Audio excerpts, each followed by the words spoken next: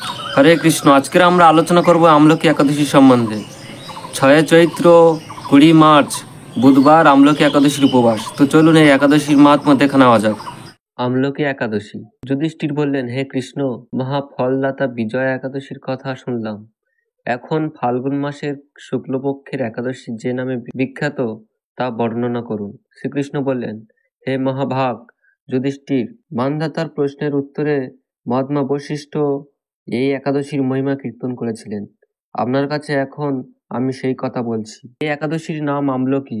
বিষ্ণুলোক প্রদানকারী রূপে এই একাদশী বিশেষভাবে মহিমান্বিত। একাদশীর দিন আমলকি বৃক্ষের তলে রাত্রি জাগরণ করলে সহস্র গাভীদানের ফল লাভ হয়। হে পাণ্ডুনন্দন, পূর্বে ব্রহ্মা রাত্রিতে দৈনন্দিক প্রলয় উপস্থিত হলে স্থাবর জঙ্গম সহ দেবতা, অসুর ও রাক্ষস সবকিছুর বিনাশ হয়। তখন ভগবান সেই কারণ সমুদ্রে অবস্থান করেন। তার মুখপদ্ম থেকে চন্দ্রবর্ণের এক বিন্দু জল ভূমিতে পড়ে। সেই জলবিন্দু থেকে একটি বিশাল আমলকি বৃক্ষ উৎপন্ন হয়। এই বৃক্ষের স্মরণমাত্র গোদানের ফল দর্শনে তাহার দ্বিগুণ এবং এর ফল ভক্ষণে 3 গুণ ফল লাভ হয়। এই বৃক্ষে ব্রহ্মা, বিষ্ণু আর মহেশ্বর সর্বদা অবস্থান করেন। এর প্রতিটি শাখা প্রশাখা ও পাতায় ঋষি, দেবতা ও প্রজাপতিগণ বাস করেন। এই বৃক্ষকে সমস্ত বৃক্ষের আদি বলা হয় এবং তার পরম বৈষ্ণব রূপে বিখ্যাত। অতএব এই শ্রেষ্ঠ ব্রত সকলেরই পালনীয়। এখন এই ব্রতের একটি অদ্ভুত ইতিহাস আপনার কাছে বর্ণনা করছি। প্রাচীনকালে বৈদিশ নামে এক প্রসিদ্ধ নগর ছিল। এই নগরে চৈত্ররথ নামে এক রাজা রাজত্ব করতেন। চন্দ্রবংশীয় পাশবিন্দুক রাজার পুত্ররূপে তিনি জন্মগ্রহণ করেন। তিনি অত্যন্ত শক্তিমান ও ঐশ্বর্যশালী ছিলেন। শাস্ত্রজ্ঞ জ্ঞানেও তিনি ছিলেন সুনিপুণ। তার রাজ্যের সর্বত্রই মনোরম আনন্দপূর্ণ এক দিব্য পরিবেশ লক্ষ্য করা যেত। প্রজারা ছিলেন বিষ্ণু ভক্তিপরায়ণ, সকলেই একাদশী ব্রত পালন করতেন। তার রাজ্যে কোনো অভাব অমঙ্গল ছিল না। এইভাবে প্রজাদের নিয়ে রাজা চৈত্ররথ সুখে দিন যাপন করতে থাকেন। একসময় ফাল্গুনিক শুক্লপক্ষীয় দ্বাদশী যুক্ত আমলকি একাদশী তিথি সমাগত হওয়া রাজ্যের সকলে এই ব্রত পালনে সংকল্প করলেন। ওই দিন প্রাতঃস্নানের পর প্রজাদের নিয়ে রাজা ভগবান শ্রী বিষ্ণুর মন্দিরে যান। সেখানে সুবাসিত জলপূর্ণ কলস, ছত্র, বস্ত্র, পাদুকা, পঞ্চরত্ন ইত্যাদি দিয়ে সাজিয়ে স্থাপন করেন।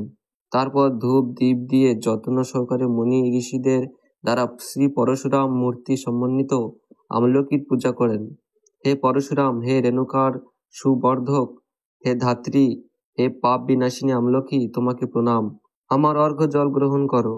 এইভাবে তিনি যথাবিধি পূজা ও স্তব তুতি নিত্যগীত করে রাজা ভক্তিভরে সেই বিষ্ণু মন্দিরে রাত্রি জাগরণ করতে লাগলেন। এমন সময় দৈবযোগে একটি ব্যাত সেখানে উপস্থিত হয়।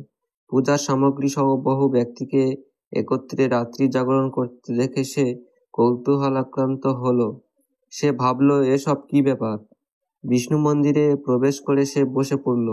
কলসের উপরে স্থাপিত বিষ্ণু মূর্তি দর্শন করল। ভগবান বিষ্ণু এবং একাদশীর মাহাত্ম্য সে মনোযোগ দিয়ে শুনল। সারাদিন ওই ব্যাত কিছুই আহার করেনি। এইভাবে ক্ষুধায় কাতর হয়ে সেখানে সে রাত্রি জাগরণ করল। পরদিন প্রজাসহ রাজা নগরের দিকে যাত্রা করলেন। সেই ব্যাধও তার গৃহে ফিরে গেল। এরপর এক সময় ব্যাধের মৃত্যু হলো। একাদশী রাত্রি জাগরণ ব্রত প্রভাবে সেই ব্যাধ পরবর্তী জন্মে এক রাজ্যের অধীশ্বর রূপে নিযুক্ত হন। জয়ন্তী নামে এক নগরী ছিল। সেখানে বিদুরথ নামে এক রাজা বাস করতেন। ওই ব্যাধ বিদুরথ রাজার মহা বলি পুত্ররূপে জন্মগ্রহণ করেন। তার নাম হয় বসুরথ। 1,00,000 গ্রামের আধিপত্য তিনি লাভ করলেন। তিনি ছিলেন সূর্যের মতো তেজস্বী, চন্দ্রের মতো কান্তিমান ও পৃথিবীর মতো ক্ষমাশীল। বিভিন্ন সদ্গুণে ভূষিত বসুরথ পরম বিষ্ণুভক্তি পরায়ণ হন। এই মহাদাতা রাজা একবার শিকার করতে গিয়ে পথ ভুলে যান।